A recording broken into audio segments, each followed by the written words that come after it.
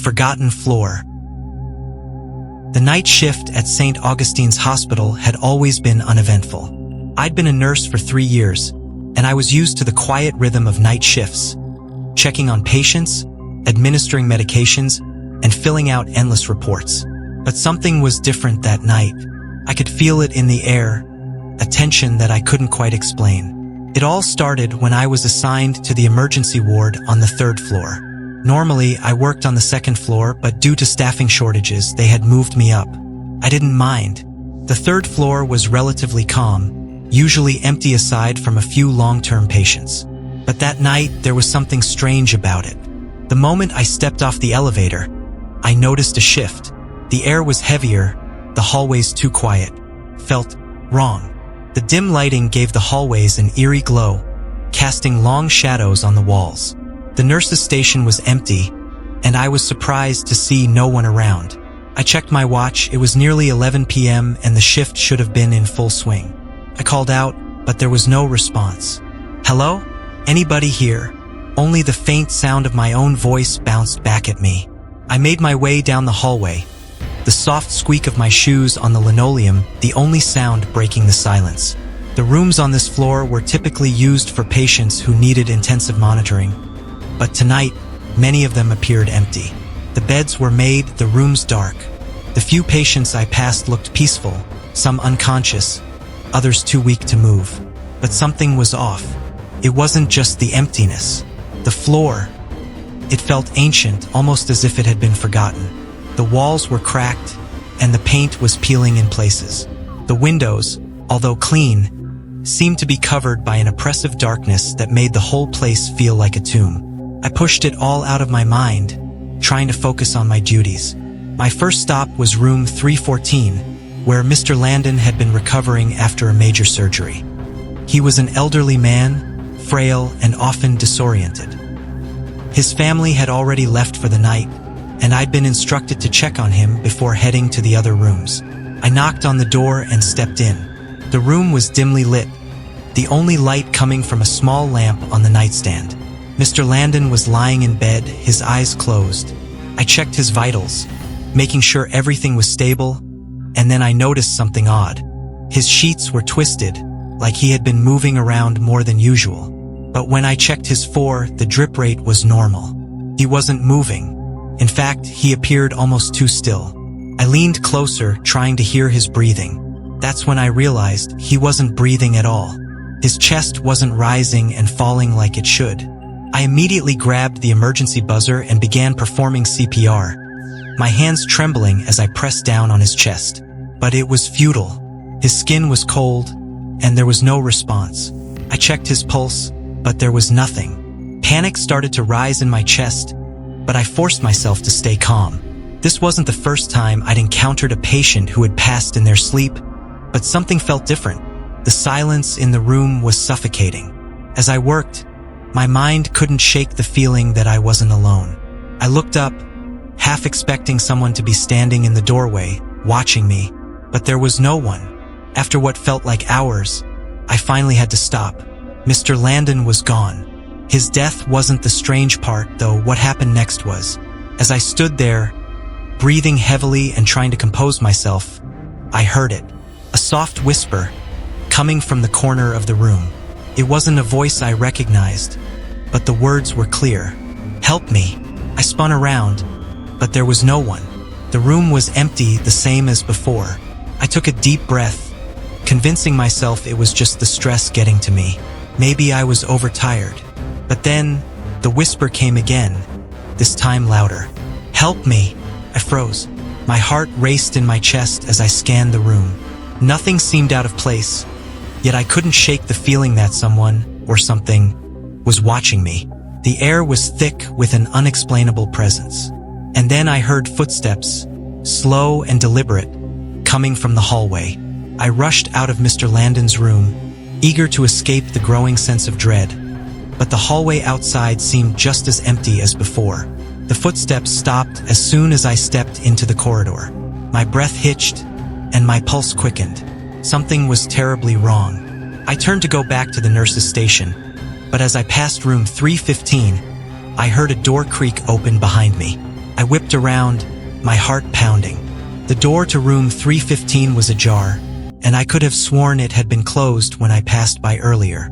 Cautiously, I approached the room. The light inside was dim, and the bed was empty. A chill ran down my spine as I stepped inside. This room had been occupied by Mrs. Thompson, a woman in her late 60s who had been in a coma for several weeks. I had checked on her earlier, and she was supposed to be sedated. But now her bed was empty. I heard a rustling sound coming from the bathroom. My body tensed. I took a step forward, slowly pushing the bathroom door open. The room was cold, the lights flickering. And then I saw her. Mrs. Thompson was standing in the corner, her back turned to me. Her hair hung loosely around her shoulders, and she was swaying slightly, as if in a trance. I called out to her, but she didn't respond. Instead, her head slowly turned, and when she looked at me, her eyes were completely black. A chill ran through me. This wasn't Mrs. Thompson. Couldn't be. Her body was still comatose in her bed. This thing in front of me wasn't human. I could feel it. I stepped back, my heart hammering in my chest. But before I could turn and run, she spoke. "You shouldn't have come here." Her voice was raspy, unnatural. It wasn't her voice at all. I stumbled back in horror, but the creature, whatever it was, lunged at me. Its cold hands grabbed me, its grip like iron. My body froze in terror as it pulled me closer. "They'll never let you leave." In that moment, I realized where I was. This floor. This forgotten floor. I had heard rumors about it, whispers from older staff members who spoke of a long-abandoned section of the hospital, a place where patients who died mysteriously were brought. No one ever spoke of it in detail, but the stories were clear. Once you were here, you never left. With all my strength, I broke free from its grip and bolted for the door. But as I reached the hallway, I saw something that made my blood run cold. The hallway had changed. It was no longer the same as it had been just moments ago. The walls were covered in cracks, and the air was thick with a stench I couldn't place. Rotting, decaying. I tried to run, but every step I took seemed to pull me further into the depths of the hospital, into a place where time and space didn't make sense. It was as if the hospital itself was alive, pulling me deeper into its clutches. I can't explain what happened after that. I woke up in my own bed the next morning, drenched in sweat, my heart still pounding. But when I went back to work that night, I was told the third floor had been closed for renovation years ago. No one worked up there, except, I swear I saw her. Mrs. Thompson standing at the window, watching me with eyes that weren't hers. And I know one thing for sure, that floor was never abandoned. It was waiting for me. The last patient. I never wanted to take the night shift. Hospitals are eerie enough in daylight, but at night, they turn into something else entirely silent, except for the distant beeping of monitors, the occasional shuffle of footsteps, and the low hum of the fluorescent lights.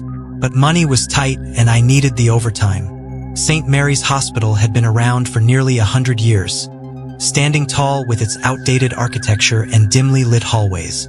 The staff always whispered about strange occurrences, the sound of unseen gurneys rolling, whispers in empty rooms, shadows where no one should be. I never put much stock in it. Hospitals are full of death. Of course, they'd have their fair share of ghosts. I was working in the intensive care unit that night. Room 309 had been empty since the last patient, Mr. Caldwell, passed away a week ago. But for some reason, the nurses kept mentioning seeing movement inside when it was locked. I ignored the rumors and went about my rounds. Around 2 a.m., I heard a noise, faint, like the dragging of feet. I turned the corner and saw an elderly man standing in front of room 309. He wore a thin hospital gown, his back hunched, his head tilted slightly to the side. "Sir," I called out, walking toward him. He didn't move. I reached out, placing a gentle hand on his shoulder. "Sir, you shouldn't be out of bed. Let's get you back." The man turned.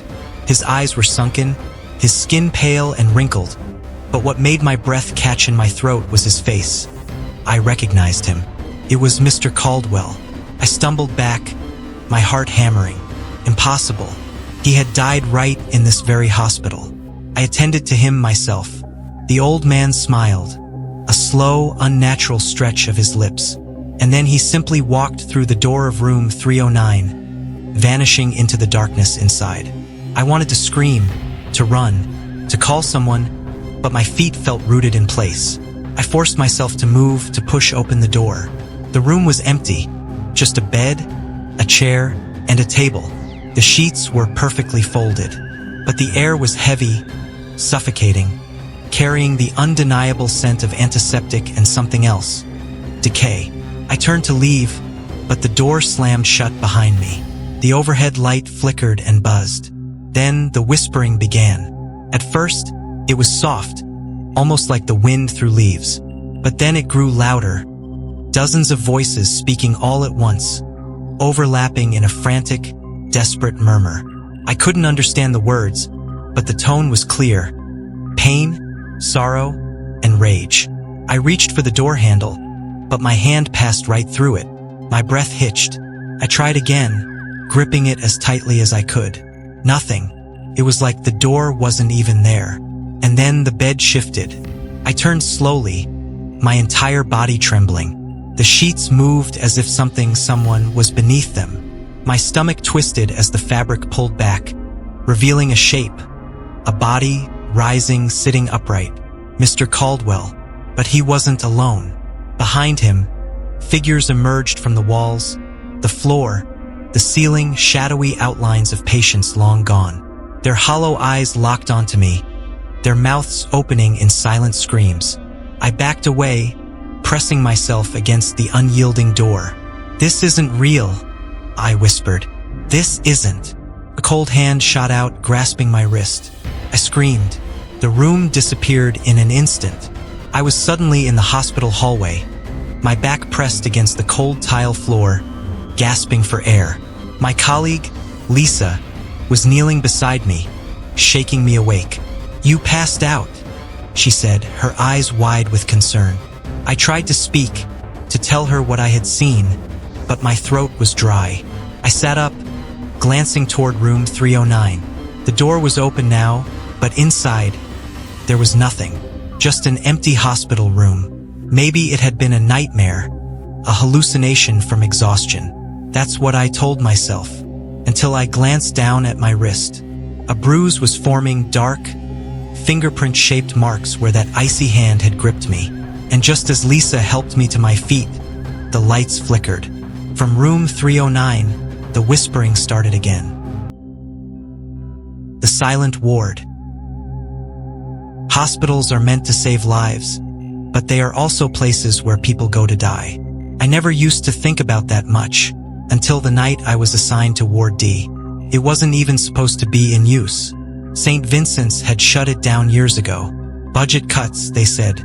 Staff shortages. But the real reason was something darker. Something the nurses only spoke about in hushed voices. Patients died unexpectedly there, they said. Some saw things in the shadows. And then there were the whispers, voices calling from empty rooms. I never believed in that sort of thing. I was a nurse, a man of science. But that night, everything changed. The transfer. It started with an emergency. The ICU was overrun, and they needed somewhere to put a coma patient. A John Doe brought in after a hit and run. Every other bed was full, so they moved him to Ward D. I was the only available nurse, so they sent me to keep watch. The hallway leading to Ward D was different from the rest of the hospital. The air was stale, the overhead lights dimmer. My footsteps echoed unnaturally. When I reached room 404, I hesitated. That number alone was enough to send a shiver down my spine. 404 error. Not found. An ironic joke for a forgotten place. I pushed open the door. The room was cold, colder than the rest of the hospital. The patient lay in the bed, motionless, hooked up to a heart monitor that beeped steadily. He was young, maybe mid-20s, with bandages wrapped around his head. His chart said he had no known family. I sighed and sat down beside him, checking his vitals. Everything seemed normal. Still, I couldn't shake the feeling that something was off. Then the heart monitor stuttered. Just for a second, the steady beeping turned into a long, low drone. My heart jumped. But then, just as quickly, it went back to normal. A glitch. I shook my head and leaned back in my chair. That was when I heard it. A whisper. Faint, just beyond my hearing, like a breeze through leaves. I turned, expecting to see someone in the doorway. The hall was empty. Another whisper. This time, it came from inside the room. My eyes darted to the patient, but he hadn't moved. The whisper came again, clearer now. He's not alone. My blood ran cold. I jumped to my feet and scanned the room. No one. Nothing. Then I saw the reflection. The small mirror above the sink showed something behind me. A figure standing over the bed. I spun around, but the room was empty. My pulse pounded in my ears. It had to be stress. Sleep deprivation. I had been working too many night shifts. That was all. I took a deep breath and turned back to the patient. His heart monitor was still steady, his breathing slow. Everything was fine, or so I thought. The awakening. At exactly 3:04 a.m., the heart monitor flatlined. The sharp, shrill sound made me jump. I rushed to the bedside, my training kicking in. He had been stable all night. What the hell happened? I reached for the crash cart when suddenly, his eyes opened. Why, unseeing, but awake. Then he screamed. It was the most inhuman sound I had ever heard. High-pitched, agonized, as if his very soul was being torn apart. I stumbled back as he thrashed against the restraints. His back arched, his body convulsing violently. His fingers clawed at the air, his mouth stretching impossibly wide. The lights flickered, and then he spoke. "Let me go." The voice wasn't his. It was layered, deep and guttural, like something ancient and wrong. I pressed the emergency button, but the intercom crackled with static. The call light above the door flickered, then died. I was alone with him. He stopped screaming. His body slumped, his breathing ragged. Then he slowly turned his head toward me. His eyes black, endless voids, locked onto mine. "You brought me back," he whispered. "Now you're coming with me." The room plunged into darkness. The silent ward. I don't remember much after that. They found me hours later, curled in the corner of the room, shaking. The patient was gone. His restraints had been torn apart, the bed empty. No one could explain it. The security footage showed nothing but static. They searched the entire hospital, but he was never found. Ward D was sealed off for good after that night. They told me to take time off, that it was just exhaustion, that my mind had played tricks on me. But I know what I saw. The whispers haven't stopped. And sometimes, when I pass by the locked door of Ward D, I see a figure standing just beyond the frosted glass, waiting. I had worked in the hospital for over 5 years, long enough to see things that would make any normal person second-guess their choice of profession. But none of that had prepared me for what I experienced that night. The night shift had always been quiet, almost too quiet. The hospital was a sprawling building, with long, dark hallways and rooms filled with the soft beeping of machines and the rustling of nurses' shoes on linoleum floors.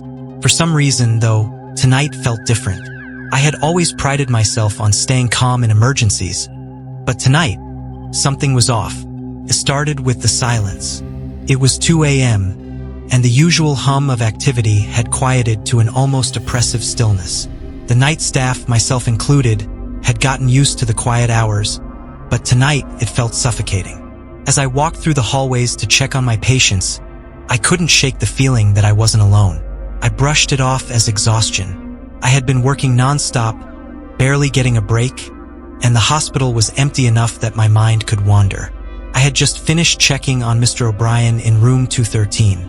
He was an old man, bedridden with heart failure, his breathing a constant rasp.